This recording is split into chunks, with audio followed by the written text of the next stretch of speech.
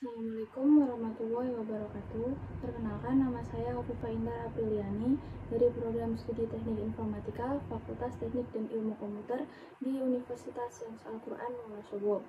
Saya di sini akan mempresentasikan hasil kerja praktek saya dengan judul Analisis Modul Waktu Panen, Manajemen Tenaga Kerja, Perkiraan Harga sebagai Petani pada Aplikasi Agrikultur Supply Chain.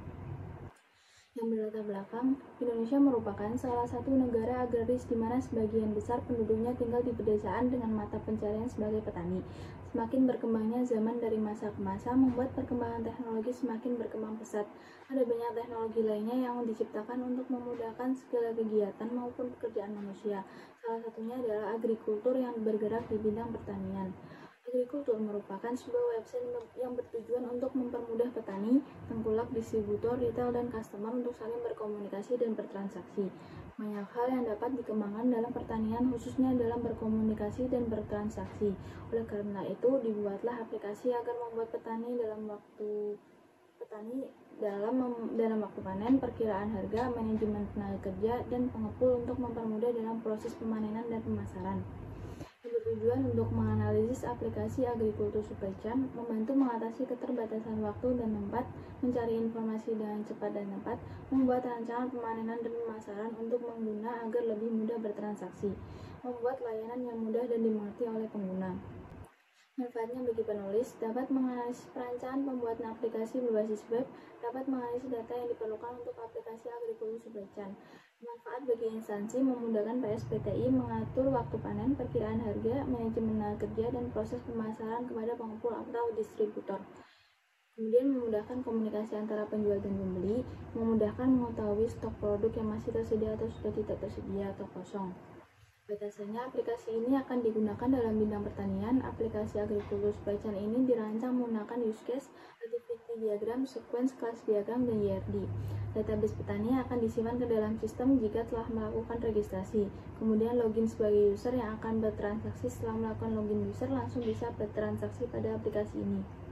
Analisis kebutuhan fungsional, ada analisis kebutuhan sistem, menampilkan menu login, petani dan pengepul, menampilkan hasil panen, menampilkan harga jual hasil panen, menampilkan menu pengajuan pembelian hasil panen, menampilkan total harga pembelian, menampilkan status penerimaan penjualan pembelian hasil panen dan pembatalan pembelian hasil panen, yang terakhir menampilkan hasil status pengajuan. Ada juga analisis proses dari pemanenan sampai ke pemasaran meliputi waktu panen yang dapat menentukan hasil panen dan menentukan harga jual sehingga dapat diproses oleh tengkulak. Analisis kebutuhan informasi. Analisis ini bertujuan untuk menentukan informasi yang akan ditampilkan kepada pengguna, yaitu informasi mengenai macam-macam hasil panen setiap musim, harga-harga hasil panen yang berbeda pada setiap musimnya.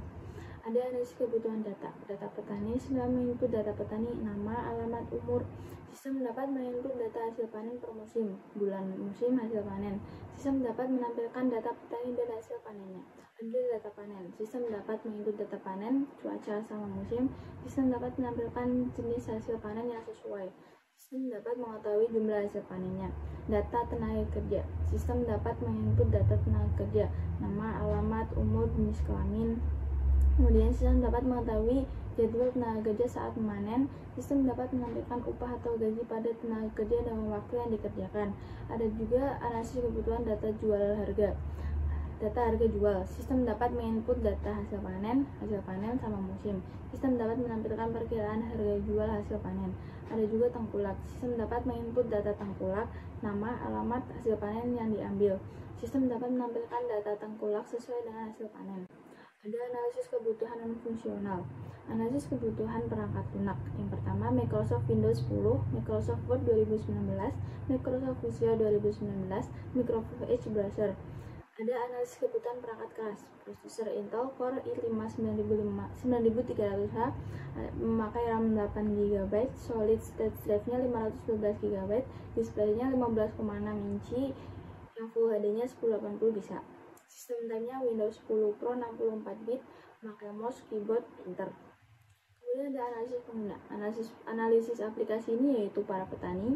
Petani melakukan transaksi dengan hasil produknya. Kemudian pengepul menjadi pembeli hasil panen atau produk pertama dari petaninya langsung. Ada analisis kebutuhan non-fungsional. Sistem dapat diakses dengan mudah, sistem dapat memiliki tampilan yang menarik, sistem dapat cepat dipahami oleh pengguna atau user friendly. Kemudian ada perancangan dan pemodelan sistem. Ada use case. Use case bekerja dengan cara mendeskripsikan tipikal interaksi antara pengguna sebuah sistem dengan sistem itu sendiri dan menjelaskan bagaimana sistem itu bekerja. Di sini ada petani sama pengepul. Petani bisa mengakses semuanya. Kalau pengepul registrasi langsung pesan dan input harga sama bisa langsung check out. Kemudian ada activity diagram. Activity diagram menggambarkan berbagai alir aktivitas dalam sistem yang sedang dirancang. Bagaimana masing-masing alir berawal dan berakhir. Di sini ada activity diagram login, activity diagram registrasi, ada activity diagram tenaga kerja, activity diagram waktu panen, activity diagram hasil panen petani, activity diagram perkiraan harga, kemudian ada activity diagram hasil harga panen. Kemudian ada sequence diagram. Sequence diagram menggambarkan perilaku pada sebuah skenario atau interaksi antar objek. Di sini ada sequence diagram login, terus ada sequence diagram tambah tenaga kerja, edit tenaga kerja, hapus tenaga kerja. Semuanya bisa diubah. Kemudian ada sequence diagram tambah waktu panen, edit waktu panen, sama hapus waktu panen. Kemudian ada sequence diagram tambah hasil panen, edit hasil panen, sama hapus hasil panen. Jadi semuanya bisa dirubah sesuai kondisi ya. Sequence diagram tambah harga, edit harga, sama hapus harga. Kemudian ada sequence diagram tampilan hasil dan perkiraan harga.